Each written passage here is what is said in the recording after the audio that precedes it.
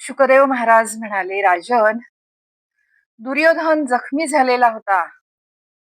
मरणाच्या दारामध्ये तो उभा होता, पण महाभारताचे युद्ध अजून पूर्णपणे संपलेले नव्हते. अधर्माची ज्वाला अजून पूर्णपणे विझलेली नव्हती.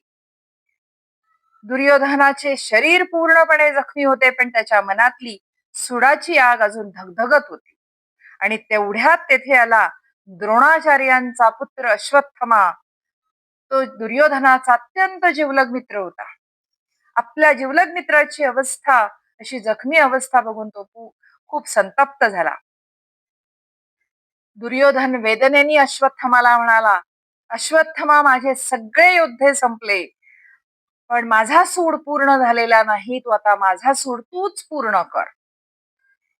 हे दुर्योधनाचे शब्द ऐकताच अश्वत्थमाच्या डोळ्यामध्ये क्रोधाची ज्वाला पेटली. त्याच्या हृदयामध्ये पित्याच्या मृत्यूचे दुःख अजून धगधगतच होते. आणि त्या रात्री अश्वत्थमाने एक भयंकर निर्णय घेतला. तो कृपाचारी आणि कृतवर्मा यांना घेऊन पांडवांच्या शिबिराकडे निघाला. पांडवांच्याकडच्या शिबिरामध्ये सगळे गाढ निद्रेमध्ये होते. कृपाचारी आणि कृतवर्मांनी अश्वत्थमाला धर्मयुद्धाचे नियम समजावून परत सांगितले. ते म्हणाले, अश्वत्थमा, झोपलेल्या लोकांवर किंवा निशस्त्र व्यक्तींवर वार करणे अधर्म मानले जाते. हे युद्धनीतीच्या पूर्णपणे विरोधात आहे. पण क्रोधाने अंध झालेल्या अश्वत्थमाने त्या रात्री सगळ्या मर्यादा तोडल्या. तो पांडव समजून द्रौपदीच्या 5 पुत्रांचा त्याने वध केला. एका शिबिरामध्ये तो पोहोचला. त्याला वाटले की तो त्या शिबिरामध्ये 5ही पांडव झोपलेले आहेत, पण त्या शिबिरामध्ये द्रौपदीचे 5 पुत्र झोपलेले होते. त्यानंतर त्याने दुर्योधनाला जाऊन सांगितले की, दुर्योधना, मी 5ही पांडवांचा वध केलेला आहे. आणि ही बातमी ऐकून दुर्योधन संतुष्ट झाला आणि त्यानंतर मात्र त्याने आपले प्राण त्याग केले. कारण ही वार्ता ऐकण्यापुरतेच त्याचे प्राण त्याने थांबवलेले होते, त्याग करणं थांबवलेले होते. जसेही अश्वत्थमाने सांगितले की मी 5ही पांडवांचा मी वध केला आहे, त्याने आपले प्राण त्याग केले. रात्रभर आणि ज्या वेळेला आजूबाजूच्या शिबिरांमधल्या बाकी वीरांना समजले की द्रौपदीच्या 5ही पुत्रांचा वध झालेला आहे, त्यावेळेला रात्रभर सगळ्या शिबिरांमध्ये आक्रोश घुमायला लागला. अशाच अवस्थेमध्ये सकाळ झाली. द्रौपदी आपल्या निर्जीव पुत्रांच्याकडे बघत आक्रोश करत होती. तिचे हृदय पूर्णपणे तुटलेले होते. ती अश्रू भरल्या नेत्रांनी ज्या वेळेला श्रीकृष्ण तिथे आले, त्यावेळेला ती श्रीकृष्णांकडे बघून म्हणाली अश्रू भरल्या नेत्राने, प्रभो, या युद्धाने माझ्याकडून सगळे हिरावून घेतले. आणि आपल्या 5ही पुत्रांची अवस्था बघून भीम संतापाने थरथरायला लागला. त्याने प्रतिज्ञा केली की आज मी अश्वत्थमाला शिक्षा केल्याशिवाय शांत बसणार नाही. अर्जुन पुढे झाला. त्याने द्रौपदीला सांगितले, मी अश्वत्थमाला पकडून तुझ्या समोर आणीन. आणि मग एक भयंकर घटना घडणार होती. भगवान स्वतः अर्जुनाबरोबर रथामध्ये बसले. दोघेही, अर्जुन आणि श्रीकृष्ण, अश्वत्थमाच्या शोधामध्ये निघाले. अश्वत्थमाने अर्जुनाला येताना बघितले आणि त्याच्या लक्षात आले की आपण रात्री ज्या वध केला ते पांडव नव्हते, तर ते पांडव पुत्र होते. ते 5 पांडव पुत्र होते. आणि त्याला समजले की आता आपली सुटका अशक्य आहे. आणि त्या क्षणी भीती आणि क्रोधाने अश्वत्थमाने ब्रह्मास्त्र सोडले.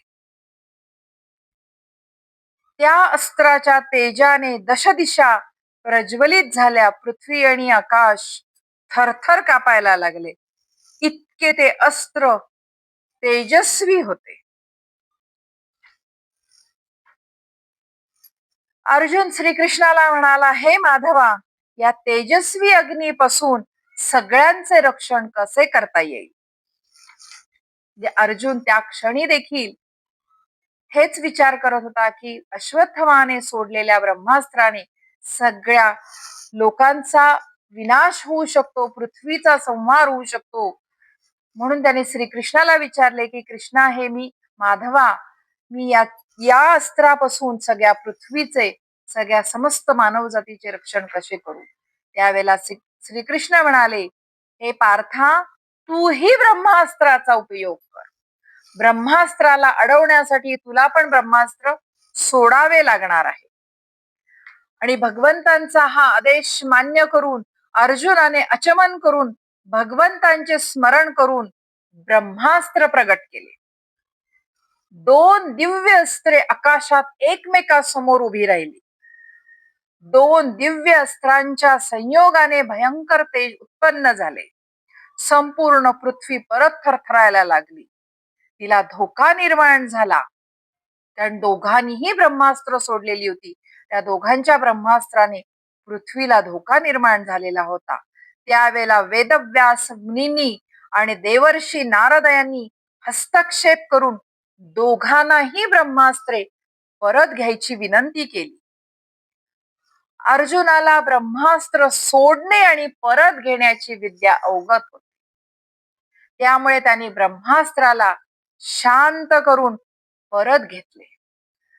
परंतु अश्वत्थमाला ब्रह्मास्त्र परत घेण्याची पूर्ण विद्या अवगत नव्हती आणि त्यामुळे त्याने ते अस्त्र निष्फळ करण्याच्या ऐवजी त्याची दिशा बदलून टाकली.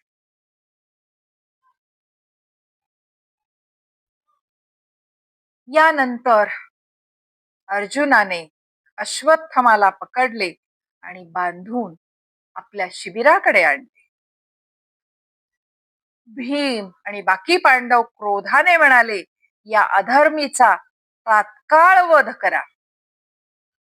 कारण सगळ्या पांडवांच्या पुत्रांचा वध त्यांनी अधर्माने केलेला होता. सगळे निद्रिस्त असताना त्याने त्यांचा वध केलेला होता. त्यामुळे भीम आणि बाकी पांडव सगळे म्हणाले, या अधर्मीचा तात्काळ वध करा. पण त्या क्षणी द्रौपदी अश्रू भरल्या नेत्राने म्हणाली, असे कोणीही करू नका, तो गुरुपुत्र आहे. जशी मी पुत्र वियोगाने दुःखी आहे, तशी माता कृपी देखील दुःखी होऊ शकते. तिचे दुःख मी बघू शकणार नाही.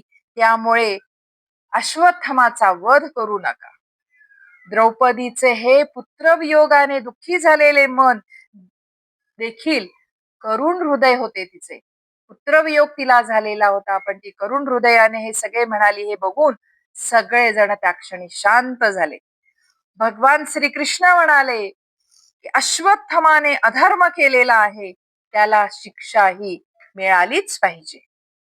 आणि मग अर्जुनाने अश्वत्थमाच्या मस्तकावरचा तो दिव्यमणी काढून घेतला आणि त्याचे तेज आणि सामर्थ्य तो मणी काढून घेतल्यामुळे क्षणात नष्ट झाले. आणि त्यानंतर मात्र त्याला राज्यातून बाहेर काढण्यात आले.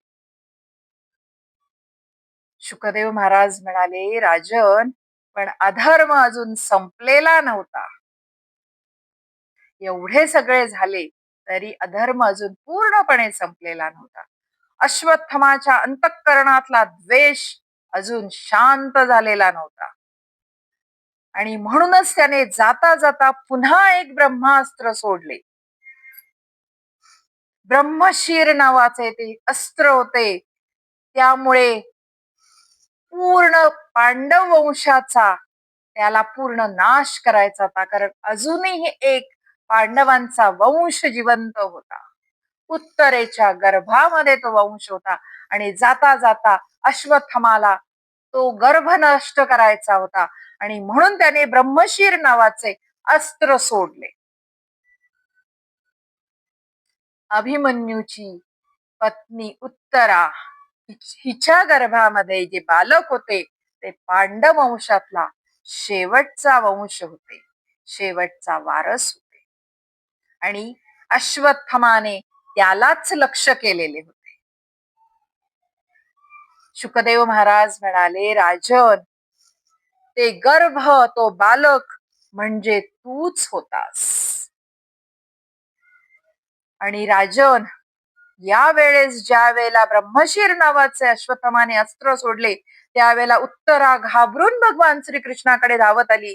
ती म्हणाली, हे योगेश्वरा, माझे रक्षण करा, माझ्या गर्भातल्या बालकाचे रक्षण करा. आणि भगवंतानी त्यावेळेला त्यांचे ते मधुर स्मित केले आणि ते आपल्या दिव्य योग मायेने उत्तरेच्या गर्भामध्ये प्रवेशले. भगवंतानी सूक्ष्म रूपाने उत्तरेच्या गर्भामध्ये प्रवेश केला. स्वतःच्या दिव्य तेजाने त्यांनी त्या गर्भाचे रक्षण केले. सुदर्शन चक्रासारखे त्यांचे तेज उत्तरेच्या गर्भाभोवती फिरायला सुरुवात झाली. अश्वत्थमाचे ब्रह्मास्त्र निष्फळ झाले. ब्रह्मास्त्राचे ते तेज, अग्नितेज त्या बालकाला, उत्तरेच्या गर्भातल्या बालकाला स्पर्श देखील करू शकले नाही, कारण तिथे प्रत्यक्ष भगवंत त्याचे रक्षण करत होते. आणि गर्भातले, उत्तरेच्या गर्भातले ते बालक सुरक्षित राहिले. हे राजन, ते बालक म्हणजे तुम्हीच होता. योग्य वेळ आल्यानंतर तुमचा जन्म झाला. हा बालक अत्यंत तेजस्वी आहे असे ब्राह्मणांनी सांगितले आणि याचे भगवंतांनी रक्षण केलेले आहे, म्हणून त्याचे नाव विष्णुराथ देखील ठेवण्यात आलेले होते. पण गर्भामध्येच दर्शन होत असलेल्या त्या दिव्य पुरुषाला हे बालक जन्मल्यानंतर प्रत्येकांमध्ये शोधू लागले, म्हणून राजन, तुमचे नाव परीक्षित ठेवण्यात आले. शुकदेव महाराज राजाला म्हणाले, राजन, हे परीक्षित राजा, तुमचे रक्षण स्वतः श्रीकृष्णाने केलेले होते, म्हणून तुमचा जन्म केवळ राजवंशासाठी नव्हता, तर धर्म संरक्षणासाठी झालेला होता. गंगेच्या लाटा मंद स्वरामध्ये वाहत होत्या आणि आपल्या जन्माची कथा ऐकून राजा परीक्षिताच्या डोळ्यामध्ये भक्तिभाव दाटून आलेला. आज आपण राजा परीक्षिताच्या जन्मापर्यंत आलेले आहोत. सुरुवातीपासून आज आपण इथपर्यंत पोहोचलेले आहोत. महाभारताचे युद्ध आता संपलेले होते. गंगेच्या लाटा मंद स्वरात वाहत राहिल्या. आपल्या जन्माची कथा ऐकून राजा परीक्षिताच्या डोळ्यामध्ये भक्तिभाव दाटून आलेला होता. महाभारत युद्ध संपल्यानंतर पृथ्वीवरील अधर्माचा भार मोठ्या प्रमाणावर हलका झाला होता. धर्मराज युधिष्ठिर यांनी परत हस्तिनापूरमध्ये धर्म, न्याय आणि शांती प्रस्थापित केलेली होती. राजन, पण भगवंत जाणून होते की पृथ्वीवरील त्यांच्या अवतार कार्याची समाप्ती आता समीप आलेली आहे.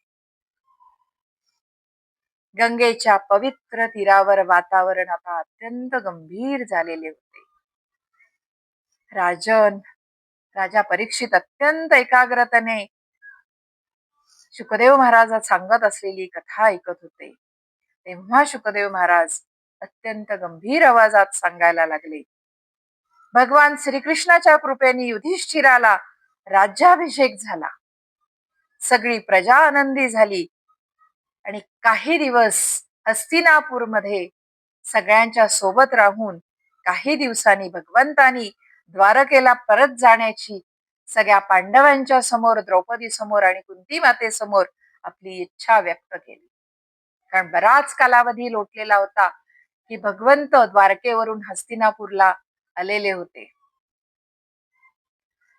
पण भगवंतानी द्वारकेला जाण्याची इच्छा प्रगट केली आणि पांडवांचे हृदय दुःखाने भरून आले, कारण त्यांना ठाऊक होते की भगवंतांशिवाय त्यांचे जीवन म्हणजे रिकामेच आहे.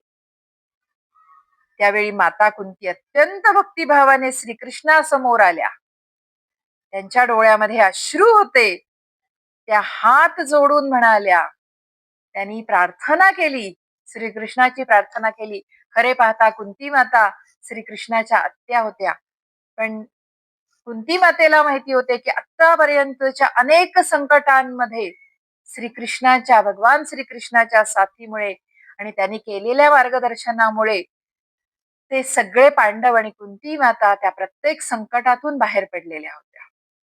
आता आज ज्या वेळेला परत श्रीकृष्ण द्वारकेला निघालेले होते, त्यावेळेला त्यांनी हात जोडून एक अत्यंत सुंदर प्रार्थना केलेली, अतिशय सुंदर प्रार्थना आहे.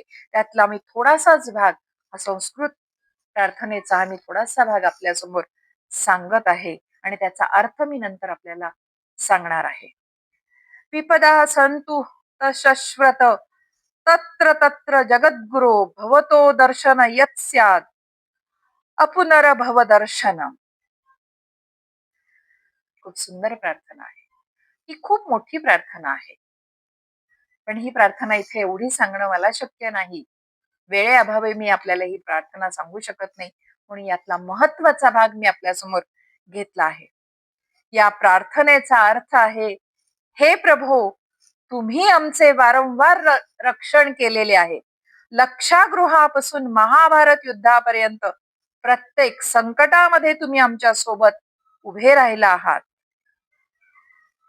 कुंती मातेला माहिती होते की आपला भाचा जरी असला, आपल्या भावाचा मुलगा जरी भगवान श्रीकृष्ण असले, तरी ते अवतार आहेत, भगवान विष्णूंचे अवतार आहेत. त्यामुळे तिने हा श्लोक म्हटलेला आहे, ही प्रार्थना म्हटलेली आहे की तुम्ही आमचे वारंवार रक्षण केलेले आहे. लक्षागृहापासून महाभारत युद्धापर्यंत प्रत्येक संकटामध्ये तुम्ही आमच्या सोबत उभे राहिलात. हे जगद्गुरु, आमच्या जीवनात संकटे पुन्हा पुन्हा येऊ देत, कारण संकटामध्ये आम्हाला तुमचे दर्शन होते. किती सुंदर प्रार्थना केलेली आहे की संकटामध्ये पुन्हा पुन्हा आमच्यावर संकट येऊ देत, कारण जेव्हा जेव्हा आमच्यावर संकट येतात तेव्हा तुम्ही आमच्या जवळ येता किंवा आमच्यासाठी म्हणून आमच्या बरोबर उभे राहता. कारण मनुष्याचा स्वभावच असा असतो की तो सुखामध्ये असताना परमेश्वराला जास्त आठवत नाही, पण दुःखात संकटात मात्र तो सतत देवाला आठवत राहतो.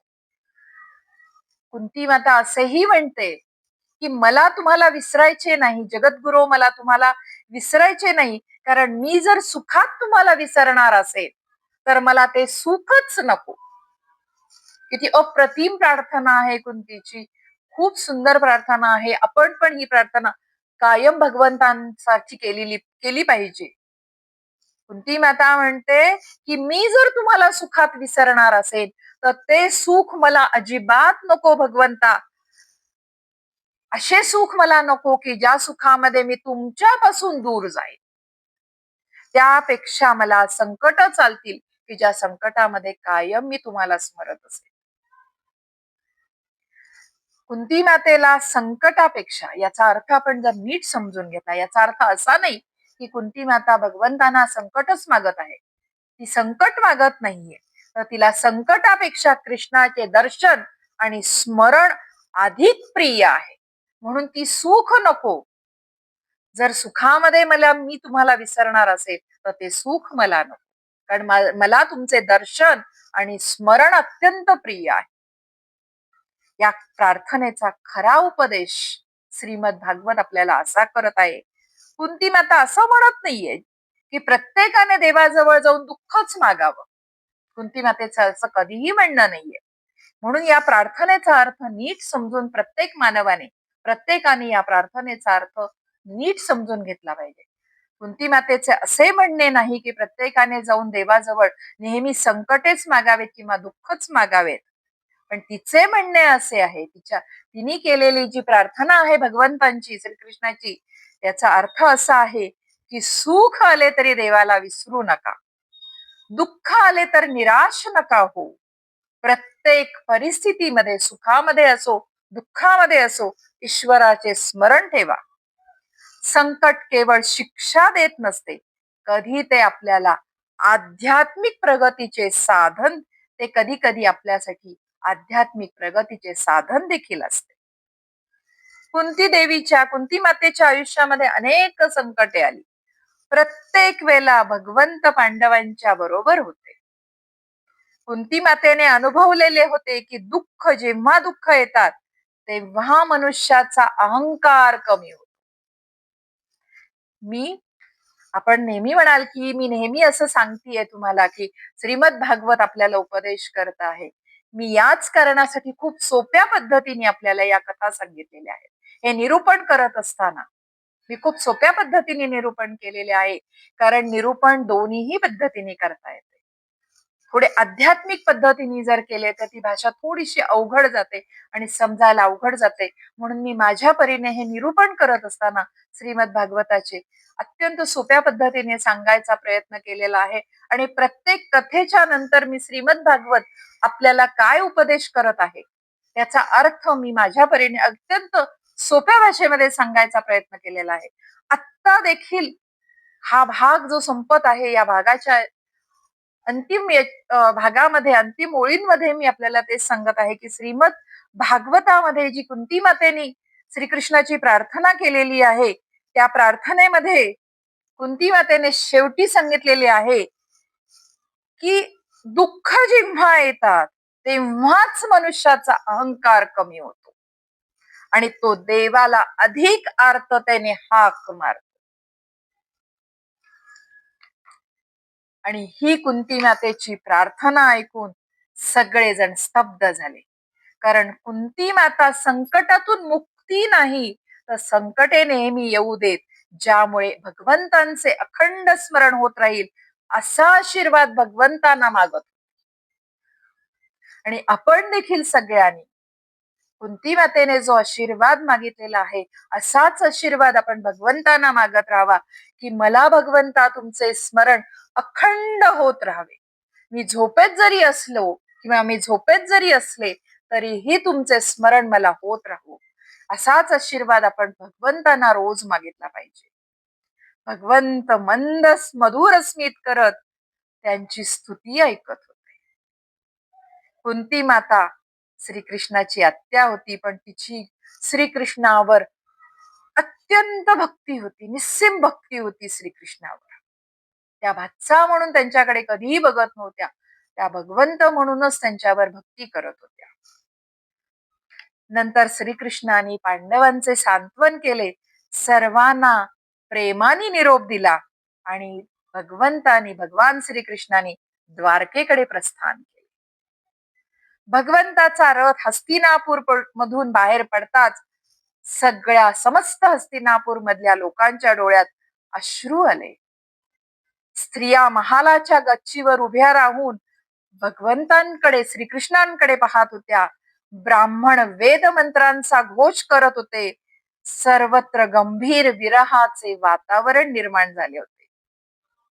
आणि काही दिवसाच्या प्रवासानंतर दूरवर समुद्र किनाऱ्यावर एक दिव्य नगरी भगवंतांना दिसायला लागलेली होती. ही होती भगवंतांची द्वारका. द्वारकेतील लोकांना ज्या वेळेला समजले की भगवान परत येत आहे त्यावेळेला संपूर्ण नगरी आनंदाने भरून गेलेली होती. कारण बऱ्याच अवधी गेलेला होता, बराच काळ गेलेला होता की भगवंतांनी द्वारका सोडलेली होती. भगवंत परत द्वारकेमध्ये येणार, भगवान श्रीकृष्ण परत द्वारकेमध्ये येणार म्हणून घराघरावर पताका तोरणे लावली गेलेली होती. सर्वत्र मंगलवाद्यांचा नाद घुमायला लागलेला होता. जशी ही द्वारका जवळ आली, भगवंतांनी आपला पांचजन्य शंखाचा नाद केला. तो दिव्य नाद ऐकताच द्वारकावासी प्रेमाने आपल्या घराच्या बाहेर धावले. आहे त्या अवस्थेमध्ये प्रत्येक जण आपल्या घराबाहेर धावले. प्रत्येकाच्या डोळ्यातून आनंद अश्रू वाहत होते. आणि भगवंतांचा रथ द्वारकेमध्ये प्रवेश करता झाला. भगवान श्रीकृष्ण हसत मुखाने सगळ्यांच्याकडे बघत होते. त्यांच्या मुखावर तेच ते नेहमीचे मधुर हास्य होते आणि तेच ते दिव्य तेज होते. भगवंत द्वारकेमध्ये प्रवेश करते झाले. त्यानंतर भगवंत सगळ्यांच्याकडे प्रेमाने बघत आपल्या राजमहालाकडे गेले. तेथे प्रथम भगवंत वसुदेव देवकी यांना भेटले. वसुदेव आणि देवकी यांच्या चरणावर ते नतमस्तक झाले. वसुदेव आणि देवकीनी त्यांना हृदयाशी प्रेमाने कवटाळले. राजन, स्वतः परमेश्वर असून सुद्धा भगवंत आपल्या माता पित्यासमोर अत्यंत विनम्रपणे वागत होते. कारण लोकांना आदर्श जीवन शिकवणे हीच भगवंतांची लीला होती, की आपल्या माता पित्याशी कसे वागावे हे भगवंतांनी आपल्याला श्रीमद भागवतामध्ये दाखवून दिलेले आहे. त्यानंतर श्रीकृष्ण आपले बंधू बलराम यांना भेटले. कारण ज्या वेळेला श्रीकृष्ण हस्तिनापूरला युद्धासाठी गेलेले होते त्यावेळेला बलराम द्वारकेच्या संरक्षणासाठी म्हणून द्वारकेमध्ये राहिलेले होते. एकटे श्रीकृष्णच फक्त हस्तिनापूरला गेलेले होते. दोन्हीही बंधूंचे प्रेम बघून सगळे यादव अचंबित झालेले होते, आनंदित झालेले होते. बऱ्याच दिवसानंतर भगवंतांचे दर्शन समस्त द्वारकावासियांना होत होते. त्यांचे दर्शन घेण्यासाठी, त्यांना भेटण्यासाठी सगळे आतुर होते. भगवंत सगळ्यांच्याकडे प्रेमाने पाहत उभे होते. राजमहालामध्ये समस्त राण्या भगवंतांचे प्रेमाने स्वागत करायला सज्ज होत्या. भगवंत प्रत्येक महालामध्ये जाऊन प्रत्येक राणीला भेटत होते. आणि हेच भगवंतांचे अद्भुत ऐश्वर्य होते. राजन, शुकदेव महाराज म्हणाले, राजन, भगवंत जरी पृथ्वीवर मानवी लीला करत असले तरीही ते सामान्य मनुष्य नव्हते, ते स्वतः नारायण होते. असे सांगून थोड्या वेळाकरता शुकदेव महाराजांनी त्यांचे नेत्र बंद केले. अशा प्रकारे आज आपण हा भाग इथेच संपवत आहोत. उद्याच्या भागामध्ये आपल्याला थोडासा अजून काही वेगळा भाग बघायचा आहे. तिथे आपले मन थोडेसे दुःखी होणार आहे, कारण आता भगवंतांचा अवतार संपण्याची वेळ आलेली आहे. तो भाग आपण आता उद्या बघणार आहोत. तोपर्यंत आपण भगवंतांचे नामस्मरण करत राहूयात आणि त्यानंतर मात्र मला अनुमती द्या. कृष्णाय वासुदेवाय हरये परमात्मने प्रणतक्लेशनाशाय गोविंदाय नमो नमः.